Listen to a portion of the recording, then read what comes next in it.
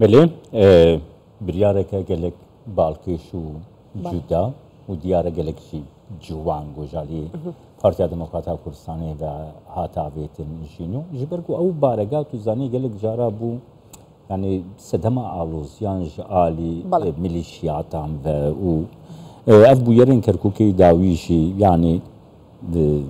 مجاري ام بردوام بكن ميواني ما بهذه لسرم قصه بكن مسعود ملا پرویز برپرسی پیوندین پیدا کل کرکوکی میوانی میا سلاف بوده که مسعود گرینگی آوی بیریارا پارتیا دموکراتا کردستانی کو اوفیسا خوی سرکه آواهیا خوی سرکه لکرکوکی بو زانیگاها کرکوکی دبخشی چیه بله گرینگی آویش تور بگرم فرمو که مسعود شو باش بۆ ئێوە و بینەرانی کوردستان بیچوار بە دڵنیایەوە بڕیارێکی گرنگە چونکە هەم بڕیارە و هەم پەیامێکیشە چونکە زانکۆ هەر بێجگەلەوەی جێگەی زانست و معریفە و ئەکادیمیە قوتابی و مامۆستایی هەموو نەتەوەکان تایە ئەخوێنێت ئەم پەیامەش پەیامە بۆ نەتەوەکان تر کە پارتی لەگەڵ تەبایی و پێکۆژیانە گرنگە ئەم پەیامە بگاتە نەتەوەکان تریش کە پارتی بڕوای بەوە هەیە لە کەرکووک بەیەکەوە بتوانین بە تەبایی و لێگەیشتن بتوانین بژین و داهاتوویەکی گەشت بنیاد بنین بۆ ئەم شارە پارتی خۆی هەر بڕوای بە پێکۆژیان و بڕوای بە نەتەوەکان و مافی نەتەوەکان هەیە لە بەتایبەتی لە کوردستان چکە ئەبینیت لە کوردستان نەتەوەکان ئەوەی کە لە هەولێرە لە سلێمانیە لە زاخۆیە بە ئاسوودەیی و بە پێکەوە ژیان دەژێن بۆیە ئەو پەیامە پەیامێکی زۆر گرنگە بۆ ئەو نەتەوانەی تر کە بتوانین بەیەکەوە ئەمە ڕەدێکیشە بۆ ئەوانەی کە شۆڤێنین کە ویستیان ئەو باڵەخانەیە بکەنە بیان و یەک بۆەوەی کێشە بکێتە نێوان نەتەوەکانی ناو شاری کەرکووک. بەڵێ بەڕێز مەسعود لە کاتێکدا پارتی پێداگرا لەسەر وەرگرتنەوەی بارەگاکانی لەو ناوچەیە بەڵام لەلایەکی دیکەەوە لە بەرامبەردا دەبینین کە بارەگای ئەنجومەنی سەرکردایەتی پارتەکە پێشکەش بە قوتابیانی زانکۆی شارەکە دەکرێت تۆ باست لە گرنگیەکەی کرد بەڵام دەمانێت بزانین ئەم بڕیارەی پارتی لە چیەوە سەرچاوی گرت لە شاری کەرکووک وەکوتم بڕیارەکە زیاتر پەیامێکە بۆ پێکەوە ژیان و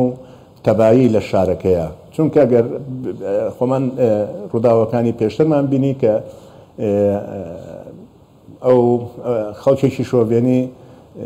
هاتن خۆی بڕیارە هەرە بێ بدرێتەوە ئەو بارەگایە خۆ بڕیاری حکومەتیشە و دادگای فدرالیش بڕیارەکەی تەزیق کردووە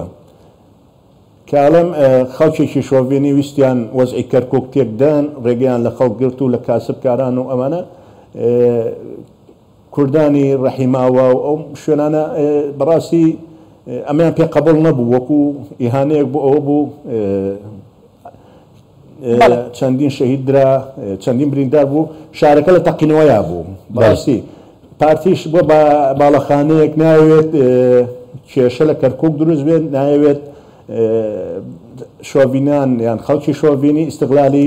ئەو وەزعای کەرکووک بکەن بۆیە پەیامێکی برایەتی و تەبایی بۆ خەڵکی کەرکووک نادووە و دیارەیەکە بۆ زانکۆی کەرکووکە ڕاستە بەس زانکۆی کەرکووک وتم قوتابی عەرەبی تایە تورکمانی تایە مەسیحی تایە کوردی تایە ئەم دیارەیە بۆ ئەوانە کە تێبگەن لەو پەیامە کە پارتی بڕوای بە تەبایی و بڕوای بە تەبایی و پێکۆژیان هەیە كك مسعود هر پشتی بریار حکومت عراقی سرۆک وەزیری عراقی پێشوازی لە بریارە پارتیا دموکراتا کوردستانی کرد گەلو لە کەرکووکێ کارگەریاوی بریارێ چ بوو بتایبەتی پشتی پێشوازیکردنا محەممەد شیع سوودانیژی بۆ بریارە پارتی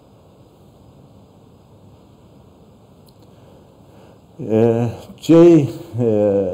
ئاماژەیە کە ئەم بڕیارەی ئەم دەستخۆشی سەرۆکوەزیرانی فدرالی عێراق بەڕاستی جێی دەستخۆشیە و هیوادارین ئەو بڕیارەکان تریش کە لە کارنامەکەی هەیە بە تایبەتی بۆ ئاسایکردنەوەی شاری کەرکووک جێبەجێ بکرێ. یەکێک لەو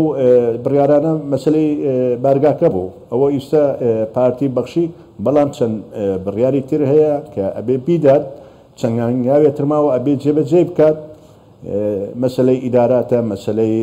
ئاسایکردنەوەی کەرکووک لە ڕووی ئەمنیەوە کە شارەکە بدرێتە دەست پۆلیسی مەحەلی لە ڕووی ئەمنیەوە بباتە ڕێوە. بۆیە هیوادارین ئەم هەنگاوەی کە دەستخۆشی کردووە جێگەی ڕێزە، بەڵام ئەبێ ئەو هەنگاوانەی تریش جێبەجێ بکرێ. خۆی لە خۆیشدا ئەمە نزیک بوونەوەیەکە لە سەرۆک وەزیرانی عێراق لەگەڵ حکوومەتی هەرێم، ینی نێتپاکێکەیە لە هەردوو لاوە. بەڕێز مەسعود، لە دوای ئەم هەڵوێستەی پارتیەوە پارتی دیموکراتی کوردستان چاوەڕێ دەکات بارەگاکانی دیکەی وەربگرێتەوانێ؟ ئەگەر بڵێ کەی کاتێکتان دیاری کردووە خودت کاتێکتان بۆ دیاری کراوە کە بارەگاکان وەربگرنەوە، چونکە بەردەوام لە گفتوگۆدان بەردەوام لە گفتوگۆ داین بەدڵنیایەوە وەکوتم ئەم هەنگاوەی پارتی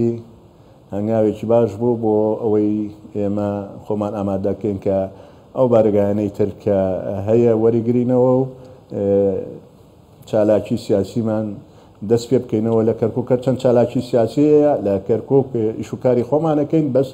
وەکو ئەوەی کە بارەگا هەبێ و جێ هەبێت و ئەوە مەسلەیەکی ترە بەدڵنیایەوە بارەگاکان ئەدرێتەوە. باش، بۆ خۆتان دەزانن کە بەرەو هەڵبژاردننی ئەنجومەنی پارێزگاکان هەنگاو دەنێن لە عێراقدا و زۆری نەماوە هەڵبژاردن بەڕێوە بچێت. دەکرێت پێمان بڵێ ئێستا دۆخی کەرکووک لە چه ئاستێکدایە بە تایبەت لە ڕووی سیاسی و ئەمنیەوە؟ ئایا ئەمەی کە پارتی کردوێتی ئەم هەنگاوە ئەم دەست پێشخاریە دەتوانێت ببێتە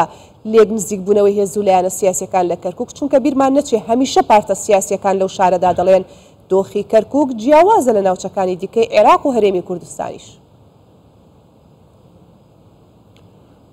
بەدڵنیایەوە جیاوازە. وەکوتم کەرکووک ناوچەیەکە کە کێشەی لەسرە لە نێوان حکوومەتی هەرێم و لە نێوان حکوومەتی عێراق. ئەمە بە مادەیەکی دەستوری چارەسەر ڕێگەی چارەسەری بۆ دانراوە. بەڵام ئەم پەیامەی پارتی پەیامێکە بۆ ئەوەی کە نزیکبوونەوەیەکە بێ، ململانەی تند نەبێ، بتوانێت هەموو ئەحزاب و لایەنە سیاسیەکان بانگەشەی خۆیان بە شێوازێ بکرێت کە زۆر مەدەنیان نەبێ، وەکو چونکە ئەگەر بەو شێوازە نەبێ لەوانەیە کێشە دروست بێ.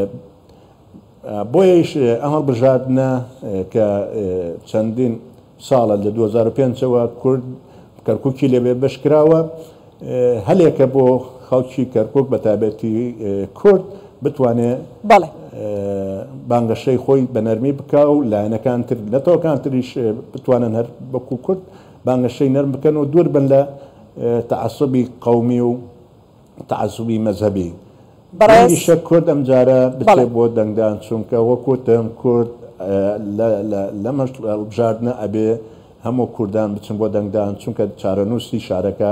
دیاری دەکات. دەستخۆش. بەڕێز مەسعود مەلا پەروێز، بەرپرسی پەیوەندیەکانی پارتی دیموکراتی کوردستان لە کەرکووک، سوپاس بۆ بەشداریت. سپاس کاک مەسعود.